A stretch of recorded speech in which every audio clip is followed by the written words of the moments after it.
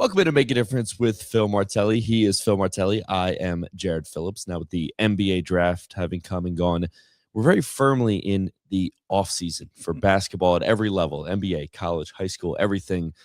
But in a way, Phil, does it feel like sometimes the offseason is more jam-packed than the regular season at points? Well, I think, Jared, even to go further than your off season in terms of basketball, this is supposedly the off season for school. In business world, even off season, because well, I'm going to take a vacation, I'm going to take a long weekend or whatever. So, as I was trying to process all this, I thought of that. We still have so many things going on in our individual lives, on our teams, in our corporate lives. My suggestion to everybody is schedule your plans and then plan your schedule. Kids have summer reading. They know they have summer reading. But we don't force them to sit down and say, okay, how much are we going to get done this week? And then when are we going to start on book 2? So you have to schedule that plan. The plan is summer reading. Now we have to schedule it. But then you get into the day-to-day to say, plan your schedule. The guys that we're going to talk to on our guest segment have this schedule that they're going to have to throw some numbers out there, and you're going to think, well, how's that possible in a calendar that has 365 days? So if you're a student, what's your plan for this off season? You have to write those down. And then you have to plan your schedule for attacking. If you're a player, what is it you want to get better at? Where do you want to go? Are you playing with your high school team? Do you have a travel team? If you don't have a travel team, what are you doing and how are you scheduling that? And then you have to plan your day-to-day. If you say, I'm going to be in the gym for 30 minutes every day, what are you going to do in that period? Have a plan. A teacher, a coach. Yeah, you could take a breath, or you can jam this in and say, as a coach, I'm going to have camp. I'm going to take my team to an event, a recruiting event. Then what? What else are you going to do? Business leader. And then you jump into, how will I organize? How do you organize this? Right? Are you a note taker? Are you using the computer? But the idea of schedule your plans, overview, and then plan that schedule so that you can make your plans a reality. I love the advice. I mean, personally, it's a way different realm, but, at my ripe age of 31, every single weekend for the past 2 months has been a wedding or a bachelor party, or, I stuck away to the beach with my family last weekend. And even that was like, if it was like relaxation, but it was like daunting, just be like, oh my gosh, we're getting in the car again. We're traveling again. And the way things in life for everybody, the way they stack up like that, if you don't schedule and plan accordingly, man, you're toast. No doubt about it. And I like that. Plan accordingly. That sounds like a Martelli minute. That could come out every day on Instagram at Phil_Martelli. 6:30 a.m. 6:30. And sometimes that could be challenging. But if it wasn't on the schedule, I could miss. I think I've missed one or two in the 365 days, and it's because I didn't stick to the schedule. Got to stick to that schedule. Got to stick to the schedule. But when you're on the Martelli Minute, remember Dale Carnegie. They want to support us. They're interested. If you have a question about their leadership, if they're public speaking, we're in there with Dale Carnegie. Status Solutions, they reached out. Hopefully they're hiring somebody local in the Philadelphia area. So Status Solutions and Dale Carnegie. Status Solutions been with us from the beginning. Dale Carnegie, yeah, we're going to do more with them. We're going to do a lot more with them starting in September. But here's the Martelli Minute. Save time by slowing down and communicating clearly. Things get lost. When you're rushing, things get lost. When you're speaking incoherently at times, which we all do, things get lost. Save time by slowing down and communicating clearly. Sharing is a condition worth catching. Oftentimes says, oh, I don't want to catch a cold. I don't want to, whatever it would be. Okay. But sharing, that's something that you want to catch. Quit waiting. Get doing. Back to earlier, talked about the off season. Well, I have all of July. I have all of, stop today. Quit waiting. Get doing. And then cherish every moment you're given. Positive or negative, cherish every moment you're given. We've said it before on this show. That's why it's called the present. Don't see ordinary and settle. Look for the extraordinary and strive. The big difference. See, that's inactive. Look is an action word. So see, don't see ordinary. Look for the extraordinary. Making mistakes is part of a life well lived. The Martelli Minute. And lives well lived. Our two guests. Yes, it's basketball centric today, but the impact that they're having, these guys, they've made mistakes. They've made mistakes, and they'll talk to us about that. But these are well-lived lives. This guest segment is going to be a little bit different. Two different conversations, both centered on the game. One is the business of the game, and then the other one is the connection with individual kids in the game. Both powerful, powerful, powerful guys. A CEO, St. John grad, and after the draft, 3 guys from St. John's taken. I'm sure he'll brag about that one. He's gone the path of coach, mentor, administrator. It's been a scout for like the brand of brands in Nike. Impacts the game and the business of the game, but more importantly, the people of the game. Our guest is not only a relationship guy, but he's a relationship connector. I don't know that I've ever been in a gym with our guest when he hasn't introduced me to somebody. You need to meet this guy, and then he makes a connection, and then he kind of moves on his way. I found this fascinating. When the description about Made Hoops, one of the quotes from our guest was, I want basketball to be a cultural experience.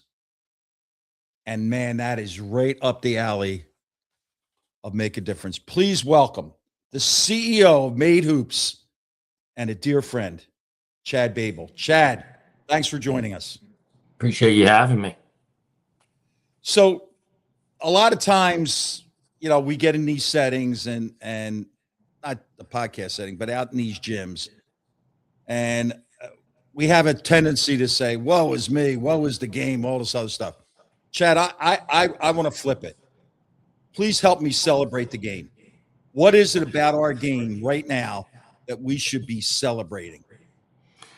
I mean, I think more than anything, we should be celebrating how the game has elevated to, global heights, right? It's a game that is played completely across the world, that is relevant in all corners. And ultimately, we are still the feeding ground of the best players in the world, right? I think so much often nowadays people are talking about, oh, this international guy, this international guy. Well, look at the last couple drafts. I mean, Cooper Flagg, a kid from Maine. Who would ever thought a guy from Maine, number one pick in the draft? AJ DeBonsa, kid who grew up in Boston, right? Number one pick in the draft. For all the negative talk, which there is plenty, Mhm. I think we are still producing players at a high level. I think our game is global, and the rest of the world has seen things. And I think our kids are hearing that rhetoric and are starting to better understand. And I think our system's starting to better understand, hey, what it takes now to have full success. So I'm excited about where we're going. If somebody is to go and check out Made Hoops, the thing that takes my breath away is the breadth of your program. Could you take us through the calendar, the Made Hoops calendar that starts, never ends, but let's say starts September 1 and goes to August 31? What would that look like? It's a pretty in-depth calendar at this point. So before we go into it, I'd be remiss if we didn't say none of Made Hoops was like some sought-out strategic plan laid out on. It was actually the opposite. It was all, hey, we're going to do this event. Oh, that went pretty well. Hey, what can we add to it? Incremental growth. How do we keep developing these, platforms for these kids, these families, all that. So now we're running about 150 events a year. Hmm. That is not inclusive of our brand new player development center in Brooklyn, right? Which is a 365 proposition that's available all the year. But 150 events a year. In the fall, we do a bunch of high school preview events. We do camps, and then we have some full AAU tournaments. Just to touch on our camps, like I'm extremely proud of how we do camp. Coach, you've been a part of them, and I'm not the old guy, but sometimes I feel like it when I talk about camp in today's day and era. Like we actually do stations, we actually do classroom sessions, we do video rooms. Like we try and do camp the right way, where it's really a teaching mechanism and not just a roll out the ball, ecosystem. Um, and then our winter circuits. That's where we started. Made Hoops based off of our middle school and now even into elementary school winter circuits is where Made started. It's where some of the biggest names in basketball have started their journeys. And everybody from Cooper to AJ, like we mentioned, a couple of those guys. But I mean, you go all the way back to year one, Wendell Moore, RJ Barrett. I mean, we've had Trey Young, Bam Adebayo. I mean, the amount of kids and players, and it's crazy. A lot of them are not kids anymore, but that their journey started with us, right? In those middle school age groups, in those gyms. That's been the core and the ethos of who we've been from day one. That does typically go from like December to March. And again, at a time where no one else was doing, high level, high scale middle school basketball. And then kind of this period of time that we just ended here, this April to June time, we still have our spring circuit middle school events. We have our humongous, tournaments for grassroots teams. This year, I mean, our East Mania event was unbelievable at Spooky Nut, featuring all various sneaker teams. West Mania was unbelievable in LA. I mean, we had some pillar tournaments, best of the best teams, best of the best players, streamed by on NBA, and then our live periods, which have really become something that quite frankly, it happened out of a need, right? The teams and the players, starting on the East Coast here, they wanted something different. They wanted another platform to market their kids and give their kids an opportunity, whether they're a D2 or D3, whether they're a JUCO, NAIA. Look, we have plenty of Division One kids, but I really look at our MHC platform, which is our high school circuit. Um, it's a platform for every kid, right? Figure out whatever your level is, right? We have top 100 kids in the country. We have mid majors, we have low majors, and we have everything in between. And that is something I'm really proud of, that over the last 4 years, it's become a legitimate platform for kids to go get seen. We have almost 200 coaches at our DMV Live event in Baltimore. And in today's day and age, where coaches have a limited time period where they get to go see people, that's something that we're pretty proud of. Chad, this is leads into this idea. So somebody pops in and we try not to be just for basketball coaches. We want to be there for the business people. We want to be there for young people that want to get into the game. And it just hit me square in the head this morning when I was putting together this idea of talking with you. When people hear spring, then they hear high school weekends, then they hear July period. Like, how would you explain that to the everyman? Chaos. Chaos is how I would explain it. I've used this line a couple times before, but look, there is nobody. If you took a grenade into grassroots basketball and let it off, there is nobody who would design grassroots basketball schedule the way that it is designed currently, right?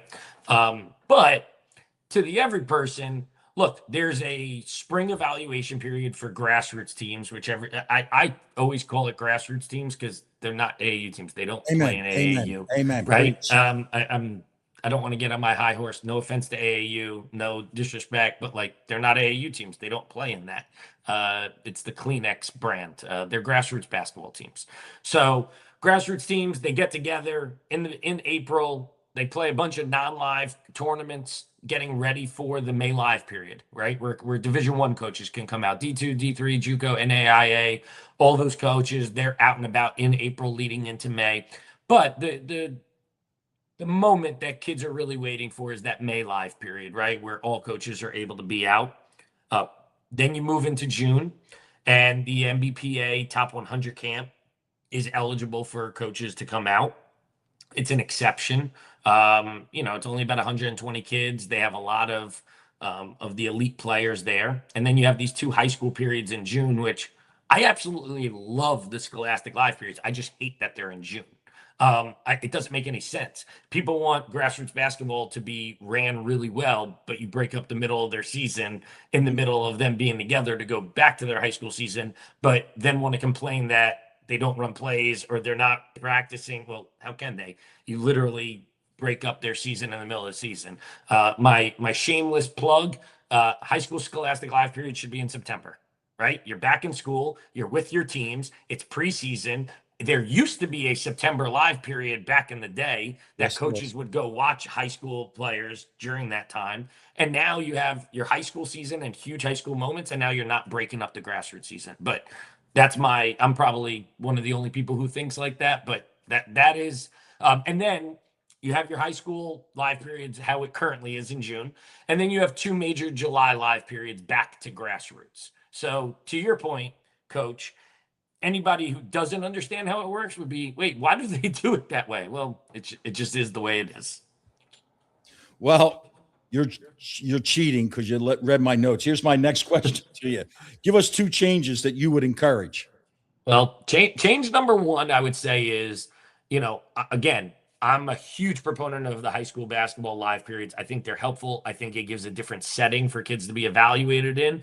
I think it takes a kid who might be a role player on a high-level grassroots team, and now you get to evaluate him where he's the man on his high school team, or vice versa. Different roles, different settings, different unique opportunities for kids to be seen. I do think is important, but the timeline, I just it doesn't make any sense to me in June. That would certainly be the first major change I would make, and then the second major change I would make is the break between high school basketball and club basketball in April. I've had this conversation many times, but Chipotle Nationals is an amazing event, right? It's the first weekend in April. Most high school seasons are done 2, sometimes 3, sometimes 4 weeks prior to that. It's on the first weekend of April because of TV, because of the Final Four, because of TV slots. But then kids don't even have a chance really they literally jump right into the grassroots season the very next week, right? And when we talk about what's good for the game and we talk about what's good for players' health and, there should be a gap, right? They should be focused on physical therapy. They should be focused on strength and conditioning. They should be focusing on practicing with the team that they're going to be playing with in the next 3 to 4 months. But I think there's some really important schedule changes that have to happen. But it's hard. There's a lot of different voices. There's a lot of different people. And all of those people will not sit down at the table and just make hard decisions. Unfortunately, it's all fiefdoms. Everybody has their own kind of way of thinking about it. I would say to everybody out there,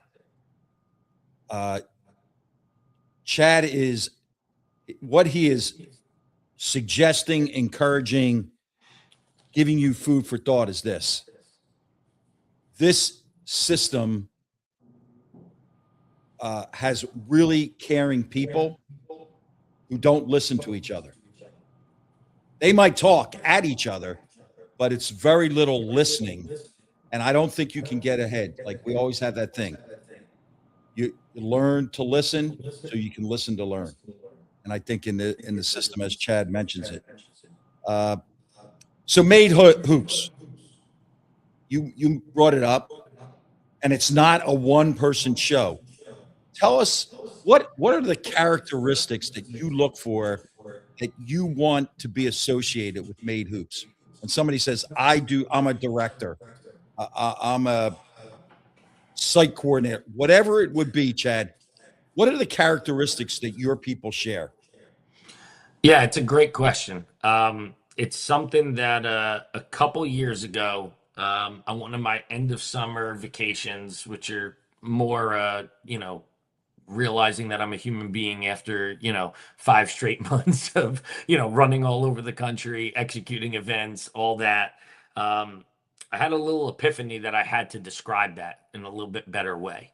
And I had to explain, like, what are our core values, right? Mhm. Like, who are we? What is a made man, right? How does that look? And we've written them out, and it's something that we're pretty proud of. One is grit and grind, right? And I've always described this space as a space of grinders, right? It's not pretty. It's not a pretty space. You got to work hard. I mean, these are like 14-hour Saturdays in a lot of instances. These are long days, long nights. You got to be a grinder. I've seen over the years a lot of managers, GAs, people, who they're not concerned about washing uniforms. They're not concerned about wiping the floor. Like those are guys and girls that have always been really great with us, and they're grinders. I've always talked about, there are no problems, only solutions, Mhm. right? When you're in event management, there's always a problem. Like there's never a perfect event. It doesn't exist. And you have to have that mentality of understanding that, okay, what's the problem? Cool. Anybody can identify a problem. What's the solution? How do we fix it? Right? Is that a people thing? Is that a conversation? Right? Is there, physical stuff that we need to, but what's the solution? Right? I hate when somebody just brings me a problem. No problem. That's the problem. What do you suggest? What do you recommend? Let's go make a decision, and then let's go do it. Um, you know, Third, do it, then fix it, then do it again. Right? I've always been a big believer in, you do the work, you're going to make mistakes. Whenever you launch something, it could be a new event, it could be a new idea, it could be a new database, it could be whatever. It's not going to be perfect, right? Perfection is not the goal. To me, the goal is, how do you edit it? How do you fix it? How do you see the problems? How do you change those things, right? How do you make them better? And then how do you continue to improve it? And it's a fluid, greatness is a fluid thing. It's constantly evolving, it's constantly editing, and it's constantly getting better. And then just being humble and hungry, right?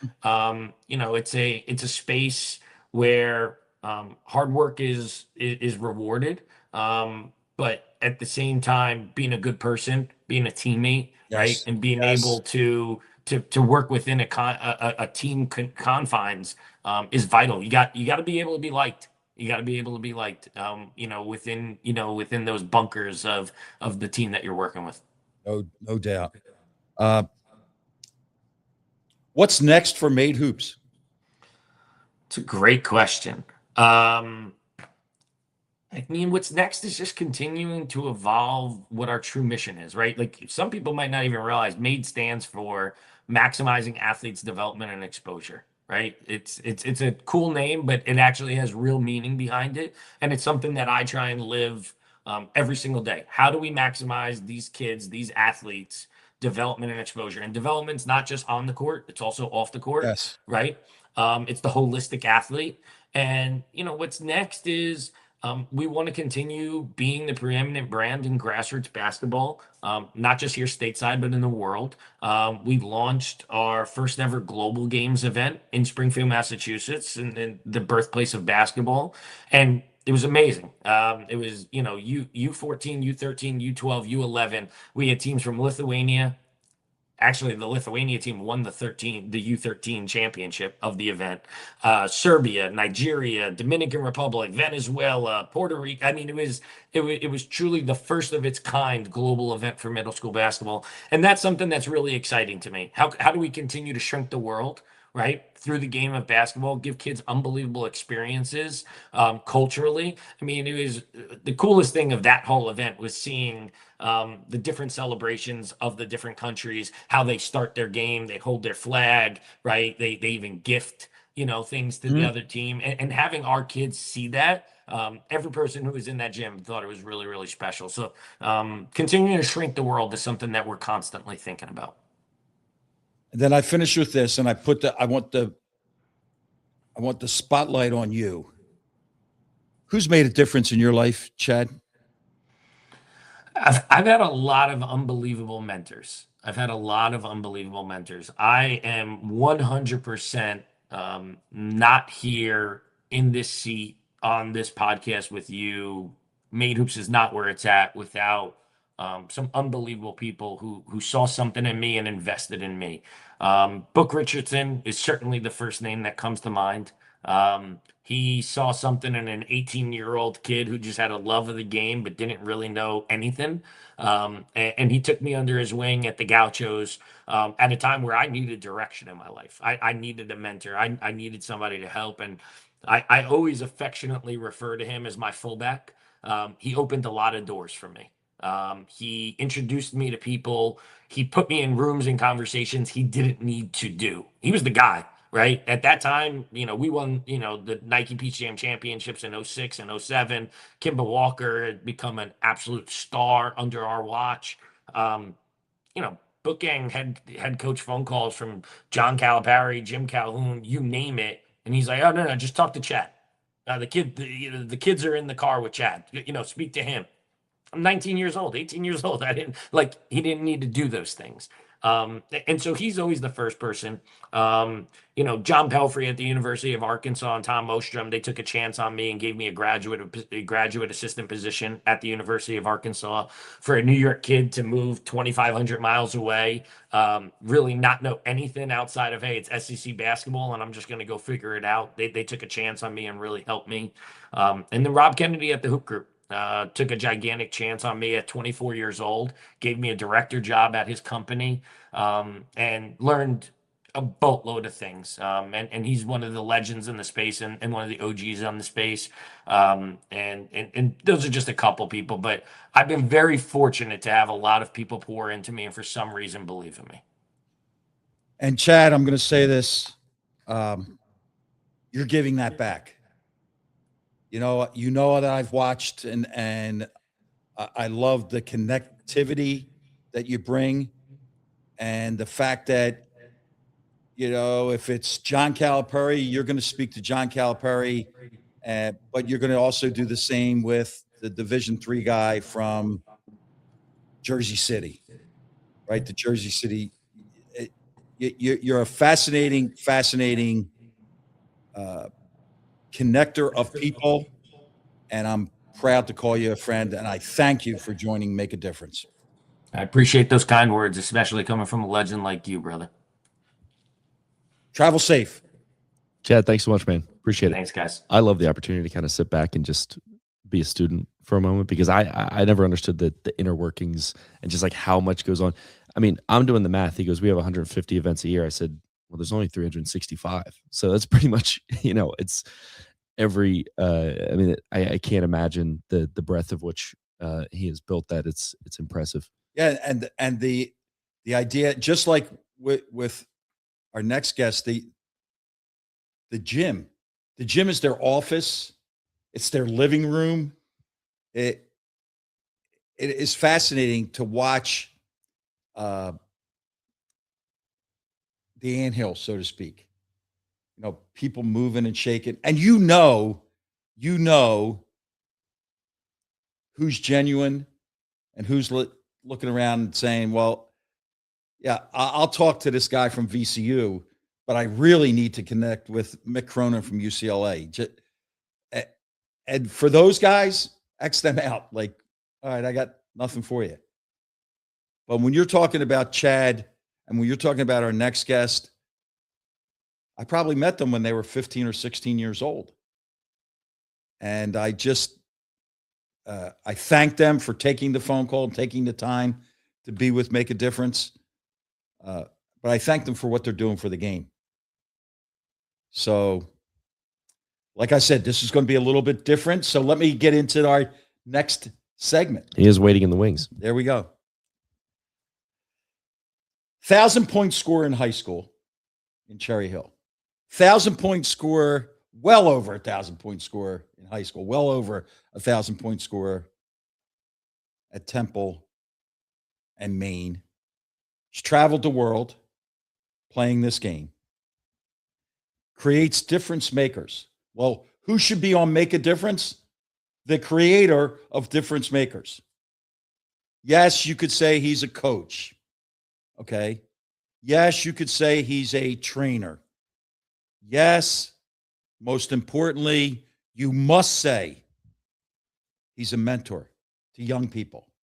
High school, college, professional, wannabe professional. The passion comes through.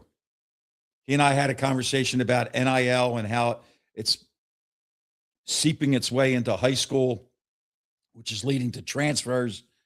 But the passion, he is thought-filled and thoughtful.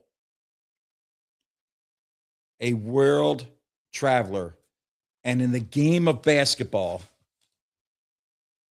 Julian Dunkley is a pro. Now, just because somebody pays you to play or drafts you, that doesn't make you a pro. When you get the label of a pro that I give to Julian, it's next level stuff. Other guys like what being a pro gets them. Others live what being a pro is supposed to be about. Our guest, Julian Dunkley, he's a pro's pro. Julian, thank you for joining us. Oh, man, anytime, Coach. We go way back.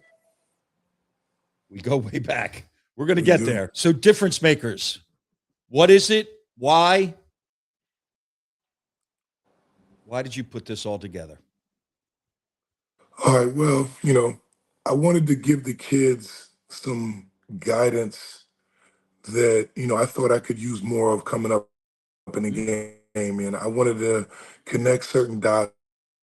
I wanted to be able to create a space where not only could we help the kids, I was raised by my mom who knew nothing about sports and just supported me in what she thought was a hobby to me, but something that could also give some parents some direction too as to the information, the changing landscapes of the sport, just to keep them in the loop so they can keep their kids in the right environments and put them in a position to be the most successful. So it's not just about training. It's like a GPS for student athletes and parents. The game itself has impacted you. You're impacting the game.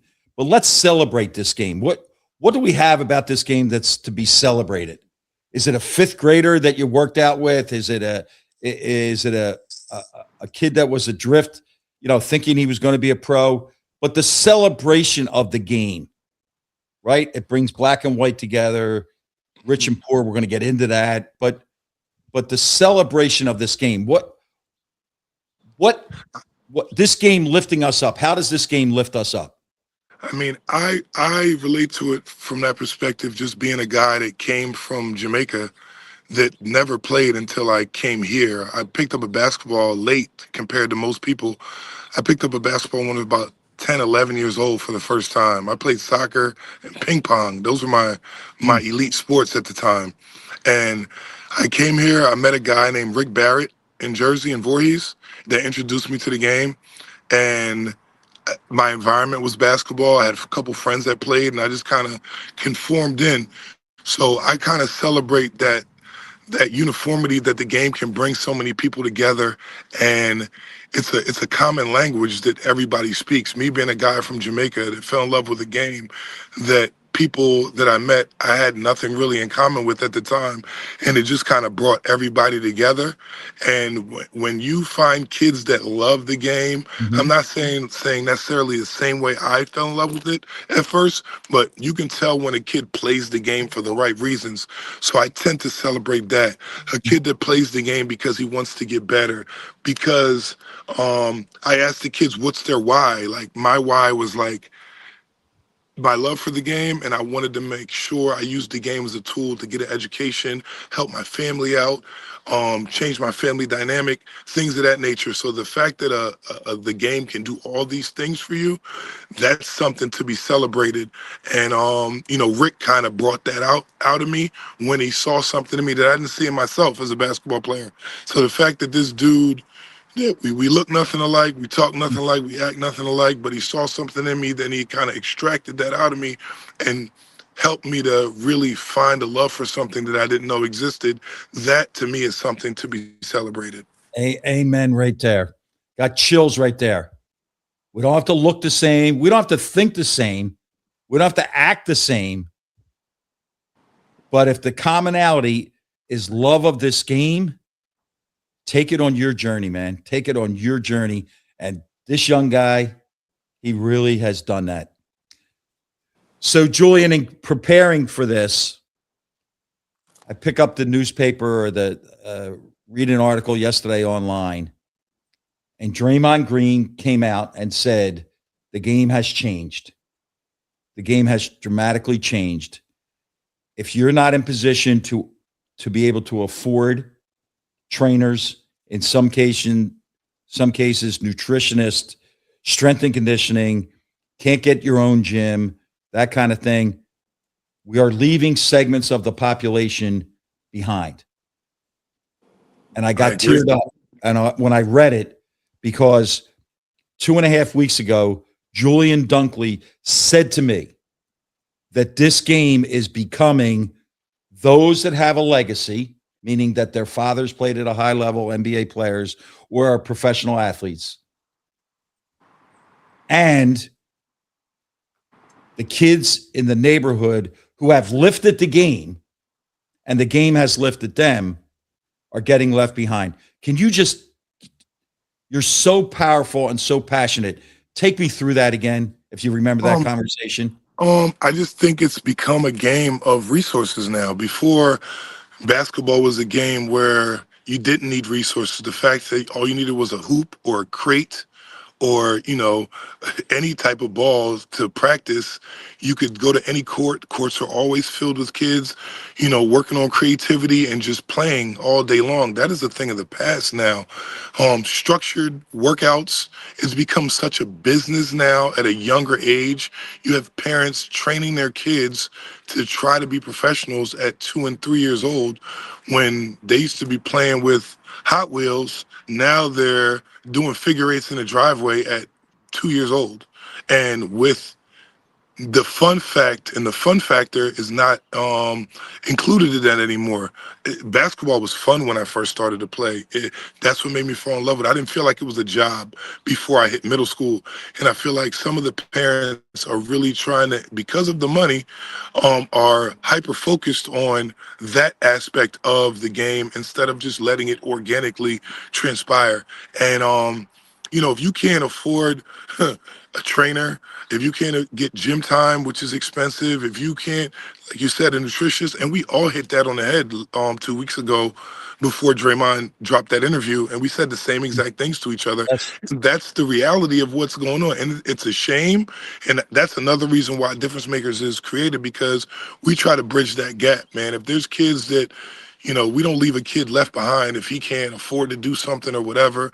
We get sponsorships, we get people that look out for other kids, and we try to bridge that gap to give everybody the opportunity to get that type of elite training and just exposure. I mean, the guy that you had on your show right before I stepped on, he's a close and personal friend of mine. I think he's doing God's work for these kids.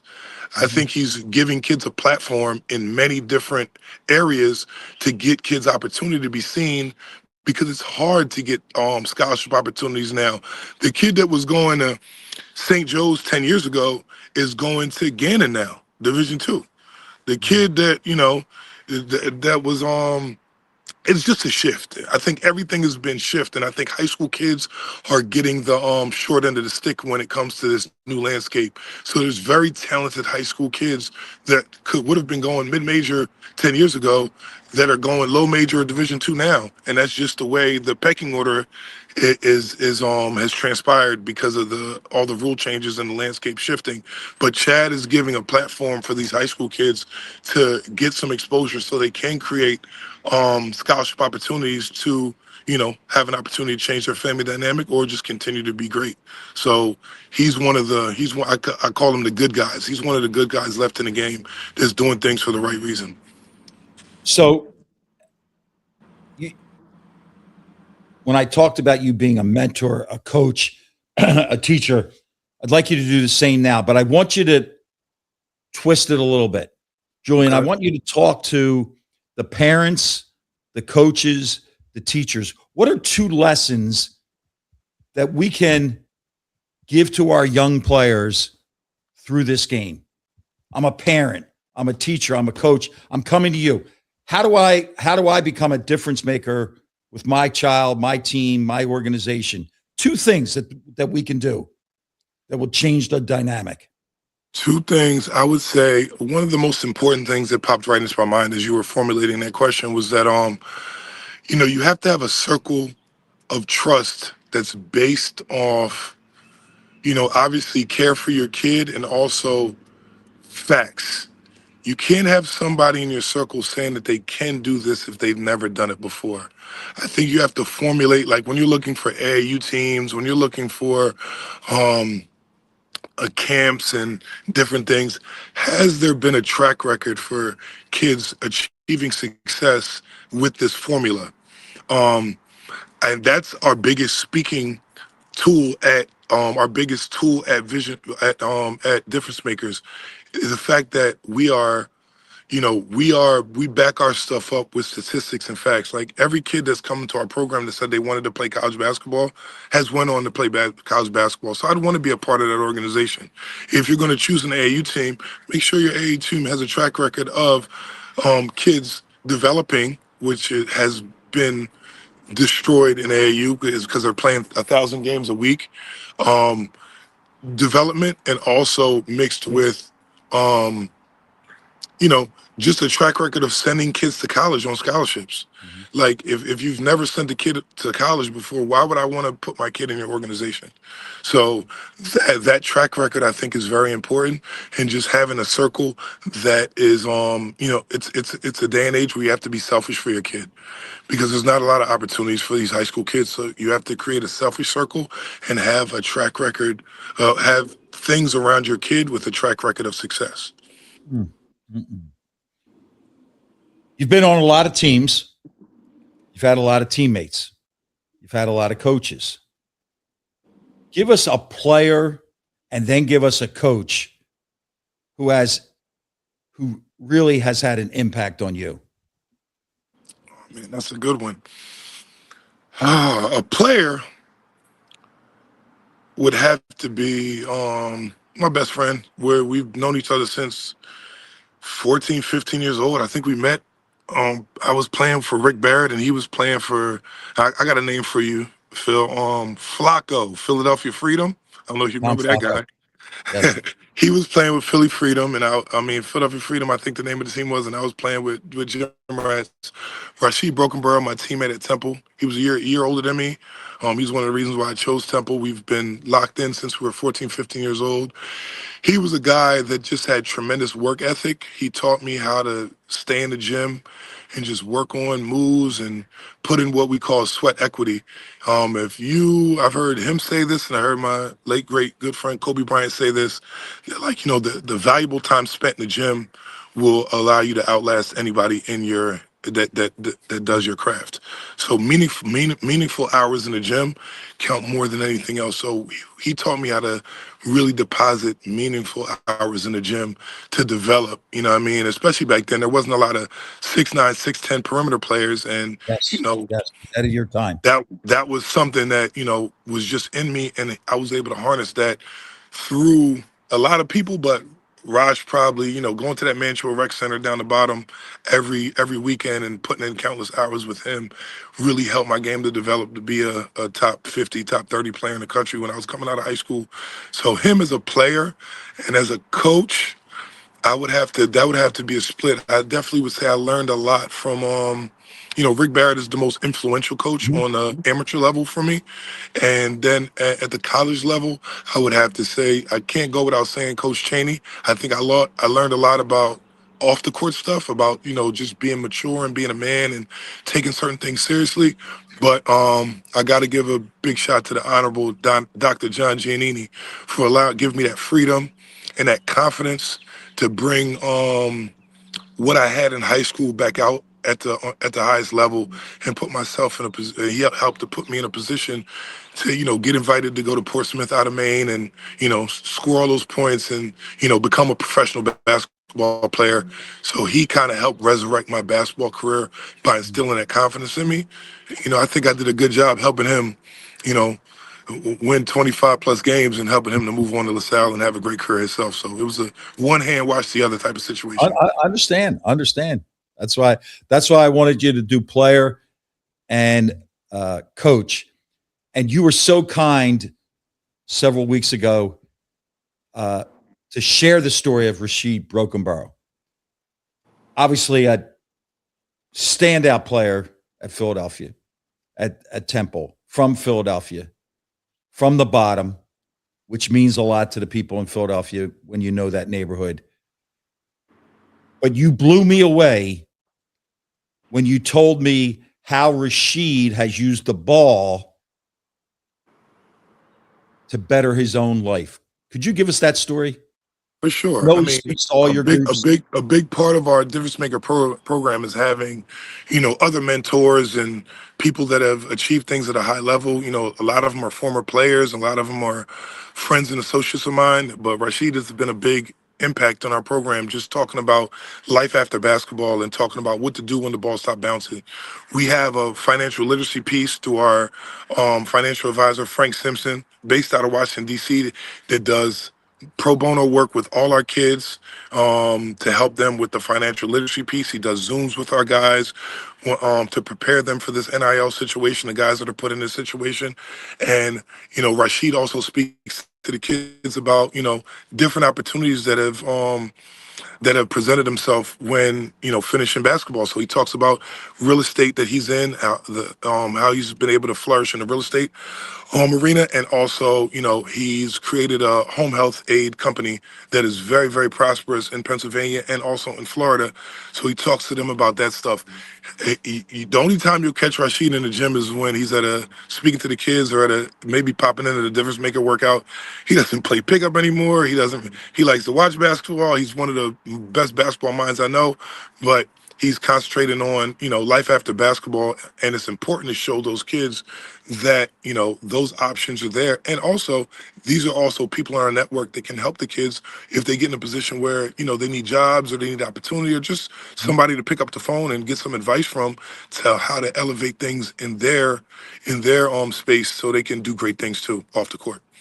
And if I could echo one thing, and Julian's done it, Rashid has done it. Use the ball. Do not let that ball use you. because Julian and I could go through a list of guys and say, oh, well, he lost his way because of it. No. Use the ball. I give you a standing ovation because you've used this ball. And really, we go all the way back to probably, you can tell them, you have those recruiting cards I used to send you. You had the first one. You used to write me handwritten letters. I have them still. My mom has them at the house, and nobody probably has more than you. Nobody. You were the first coach to really reach out and tap in with me, and I had to share that with you. But I have yours. I even had some that were like, they look like you wrote them yesterday. Wow. So, final question on the Make a Difference podcast. We always ask, who's made a difference in your life? Obviously, I've said Rick Barrett's name a ton in this interview. He's definitely made a difference in my life. But I'd probably have to say, just the perseverance and the heart of my mother. She, coming from Jamaica and with nothing and just finding a way for us to always have. Me and my younger sister to always have. I got to give all credit to her. And she was our motivation for, graduating from where I'm the first person in my family to graduate from college. My sister followed up right after me at Rutgers, New Brunswick. And she would accept anything less than that. So the fact that she instilled that work ethic in us, she wasn't a micromanager in terms of a mother because she was always working 2 and 3 and 4 jobs to make sure that we had. So we had to do certain things on our own, but she instilled that guidance in us and that maturity in us to make sure that we could handle that stuff. So I got to say my mother has been the guidance and the person that's done the most in terms of motivating me to take things to another level. So I got to give a shout out to, my mom, Verna. Well, thank you. Please know that Make a Difference is backing difference makers. Julian, what you're doing for the young people deserves a standing ovation. All I have really is to give you, though, is a heartfelt thank you for what you're doing, not just for the game, but more importantly, for the young people in our game. Thank you. Coach, I appreciate it. Thank you guys for having me on your platform. And anytime you need me, I'm here. Julian, thanks so much, man. Appreciate it. Take it easy, guys. Bye. Really appreciate young guys. And where I finished with Julian about using the ball to do more, that's what both Chad and Julian did. So we thank them. Really appreciate them, getting with us and sharing with us. And didn't you get the excitement about what they feel is next? And sometimes with all that's going on in basketball, people are like, oh, what was it? No. Still a game, and you could still impact and make a difference with people. So thank you to both of them. What were your thoughts? I thought it was really fascinating to hear from not only just the ins and outs of what grassroots basketball looks like. I've been to a handful of those events before. I know that coaches are all over the place in those scenarios, and the way these events are put on, there's just so much that goes into it. I've only really showed up maybe with a camera to shoot some video of a guy for a little bit and be on my way, and I don't realize how much it truly takes.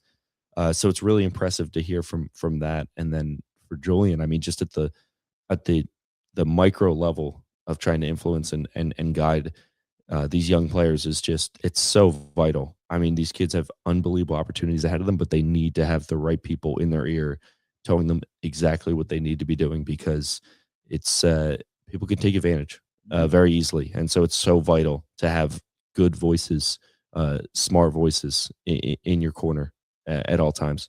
How about both of them? Their programs are all encompassing in terms of Chad with the global approach, Julian with financial literacy.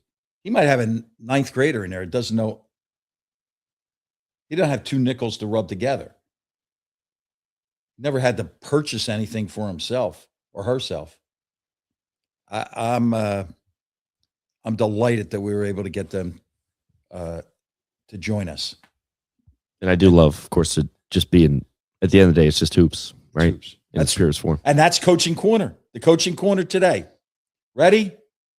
Pick up hoops in your neighborhood. in at your local YMCA, your fitness center. There's a court, and oftentimes it's empty. It's empty. And it makes me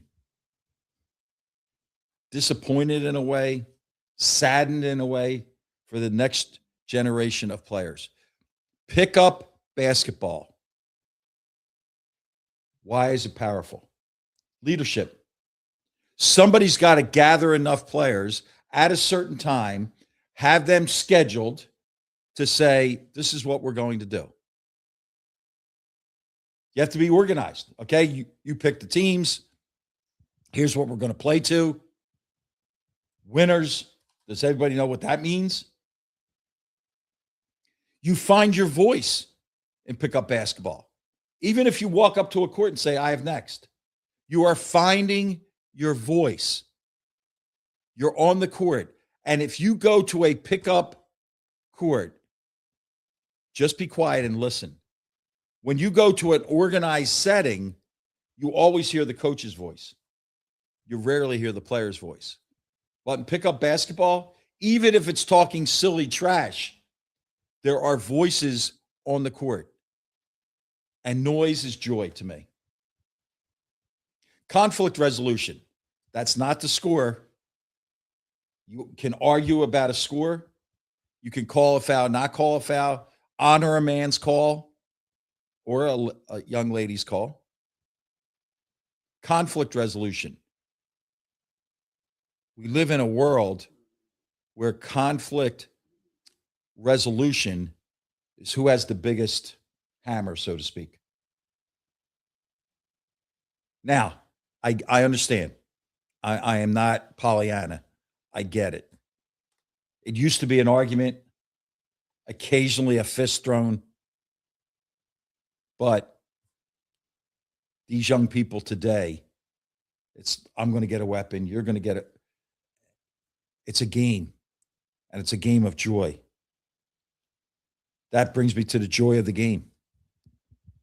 Rather than being in a setting where there's other people watching, there's uniforms involved, we really get down to the joy of the game. And you know why? Because in pickup, there's trial and error. Well, I've worked on this on my own. Let me try it in competition. So you can have trial and error without this. When you're in these settings, AAU, school teams, you feel like players are hesitant to try things because it might not work. And then I always thought about pickup basketball as this. It's a measuring stick. I'm pretty good. I'm from this neighborhood. Or I walk into some place and maybe I'm lacking self-confidence. But I can go into this other gym, and because of this game, because of 3-on-3, because of 4-on-4, 5-on-5, I can measure myself. I can measure myself as a person, as a leader, as a teammate, and then measure my game. Everybody likes to know, okay, well, maybe I'm a little bit better than I thought because I was able to do this. Or maybe I need work because I wasn't able to do that. But I want to celebrate pickup hoops. I want to drive around and see kids on courts. That would be great joy for me. You don't have to tell me anymore, man. I mean, I could wax poetic about pickup all day. I think it's one of the most beautiful. I mean, it's the most beautiful form of basketball in my mind. It always has been because of just it allows access for anyone. Yes. You get everybody together, and like you said, it's just you and the ball. You know, a couple people and a basketball and a hoop, and that's it. And you can cut out so many things in your life and so many things going on by just playing the game with the people that are there and learning more about each other, making friends, sometimes making enemies, you know, but that's the beauty of it, right? Is that the dichotomy that brings, I mean, it's now I want to go play pickup hoops. I got to work later, unfortunately. Otherwise I'd be probably hitting the court myself. There you go. Well, where was I? I wasn't on a pickup court. I have stopped by and I've been able to watch some basketball. But I started with a great visit at the Sixth Man Center, run by the Philadelphia Youth Basketball. Met with Eric Worley and Kenny Holzman, and interested in getting involved with their coaching program, bringing the Philadelphia Coaching Academy there. So I had a wonderful opportunity there. We'll fill you in more as we grow the academy idea. Took my trip down to Edgewood, Maryland at 8:00 in the morning to see Jimmy and Julie's daughters, Brinley and Avery, play lacrosse. Hundreds and hundreds and hundreds of people, teams, activity. Was able to watch them for 2 games. And then took the train for a VCU visit to see their camp in action. And they've doubled their campers this year, and the program is going to get bigger and tighter. What a great camp facility that they have.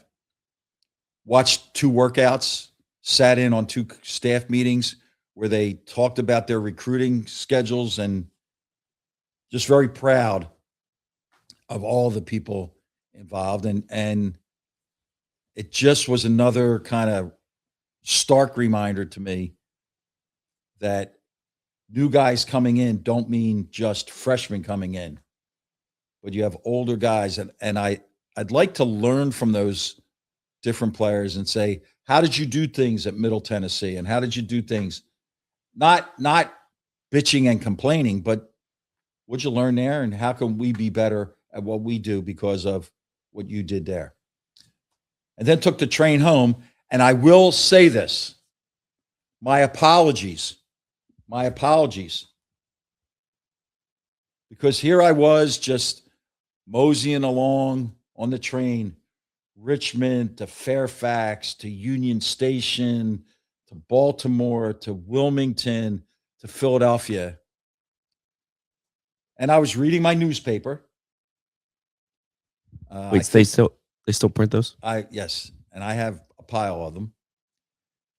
Thanks you to Denise and Brian McNeil, sister-in-law and brother-in-law, who send me the paper weeks after they've read it. They collect them for me and I read them like it's that day's news. And I happen to have my phone on to my ESPN Gamecast app, and I was watching, and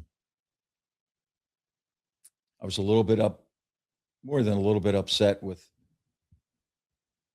Kirkering giving up a home run, and now we're behind. The Phillies are behind. And now I start watching it pitch by pitch. Can you imagine? Not visually, but like the print. The StatCast, yeah. The StatCast. I've unfortunately been in those shoes, yeah. And I'm watching every pitch. And now I start making noise in this business class with, I think Amtrak sent people to see if I was all right. I was going to say, were you in the quiet car? Because I was not in the quiet car. I was the other end. But for the sake of this story, I was in the quiet car, and I was removed from the quiet car because Marsh homers, Stott homers, they come from trailing 5-0. And I really label it as one of the great victories in Philly history. Followed by the next night, sitting alone in my home and yelling about Big John when he comes in. He gives up a 2-run bomb. But it was a fascinating train trip because I couldn't wait to get home to watch the highlights. Yeah, you read everything you possibly could. I read everything. You need to see it. You need to see exactly what went wrong. Yeah, I read everything. Well, I do want to give a thanks again to Chad and Julian for joining us today. Terrific stuff from both of them. 2 guys really attacking the youth angle of basketball in a really fascinating and important way. And it was just it was great to have them. And we're sticking with hoops next week. We are sticking with hoops next week, and another big time we're guest. going to go with the national brand, and a lot of interesting things. And people have called and said, "What'd you think about the draft?" And I don't know enough about all of that. It just seems young people going into a man's league, you better be extraordinary. And then the Dusty May news, many calls from Ann Arbor. And I do not think that woe is us college basketball, the sky is falling. I'm not going to acknowledge that, but we will get into that next week with our guest. A very good guest to get into it with. Yeah, absolutely. Yeah.